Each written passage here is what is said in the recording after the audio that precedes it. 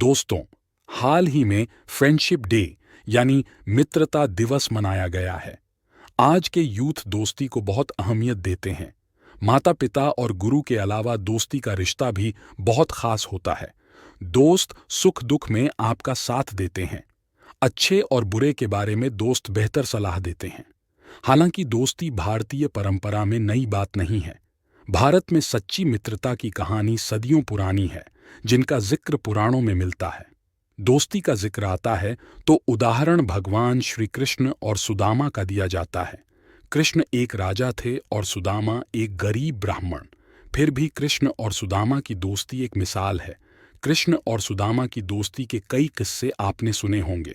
जैसे गरीब सुदामा कृष्ण से मिलने उनके महल पहुंचे थे तो वह भगवान कृष्ण के लिए महज 3 मुट्ठी चावल लेकर गए थे।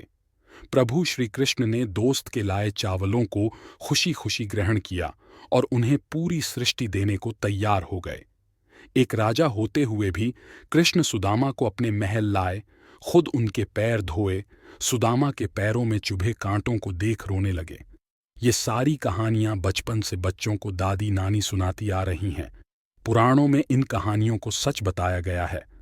लेकिन क्या आपको पता है कि नटखट नंद गोपाल की दोस्ती एक साधारण से ब्राह्मण बालक सुदामा से कैसे हो गई?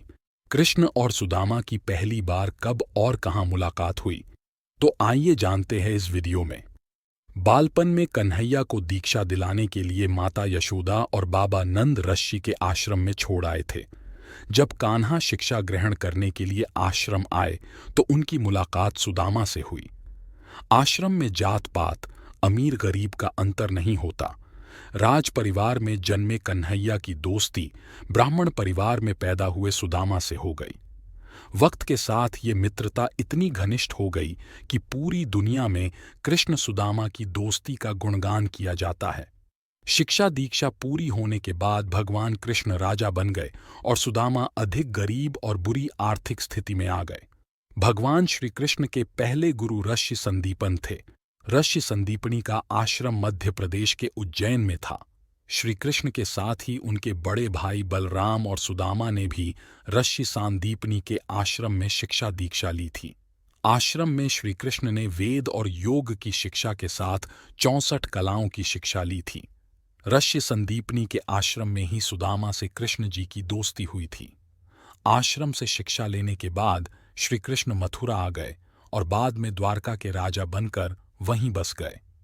सुदामा भी आश्रम से शिक्षा दीक्षा के बाद अपने ग्राम अस्मावतीपुर, जो वर्तमान में पोरबंदर हैं, आ गए और भिक्षा मांगकर अपने परिवार का पालन पोषण करने लगे। कहा जाता है कि सुदामा एक दिन में सिर्फ 5 घरों से ही भिक्षा मांगते थे। अगर इन घरों से कुछ मिल जाता तो परिवार का पेट भर जाता, वरना भूखे पेट ही सोना पड़ता।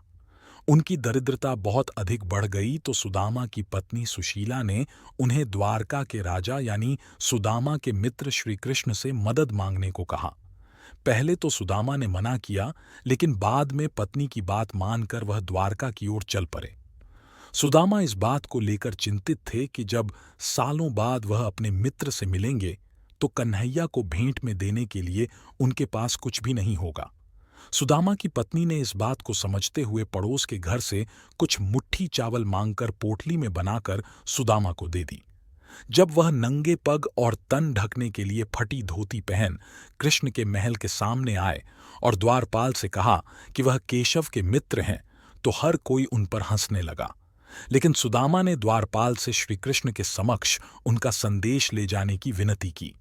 जब द्वारपाल महाराज कृष्ण के पास पहुंचा और सारी बात बताई तो भगवान एक पल में समझ गए कि उनके बचपन का मित्र उनसे मिलने आया है। बिना मुकुट लगाए नंगे पैर सुदामा से मिलने पहुंचे और उन्हें देखकर गले लगा लिया। 2 मित्र सालों बाद एक राजा और गरीब ब्राह्मण के रूप में एक दूसरे मिले, लेकिन उनके दिल में एक दूसरे के लिए असीम स्नेह था। कृष्ण सुदामा को अपने महल ले गए और उनके पैरों को खुद अपने हाथों से धोने लगे। नंगे पैर होने के कारण सुदामा के पैरों में कांटे चुभे थे। भगवान श्री कृष्ण ये देख रोने लगे। फिर कन्हैया ने सुदामा से पूछा कि मेरे लिए क्या भेंट लाए हो, तो पहले सुदामा ने संकोच किया कि एक राजा को कुछ मुट्ठी चावल किस मुंह से दें। लेकिन कृष्ण के हठ करने पर उन्होंने चावल की पोटली कान्हा को पकड़ा दी। यशोदा नंदन ने भी उन कच्चे चावलों को बड़े स्वाद के साथ खाया, जैसे उससे बेहतर कुछ हो ही ना। ऐसी थी कृष्ण और सुदामा की मित्रता। तो आज हमने कृष्ण और सुदामा की मित्रता के बारे में जाना।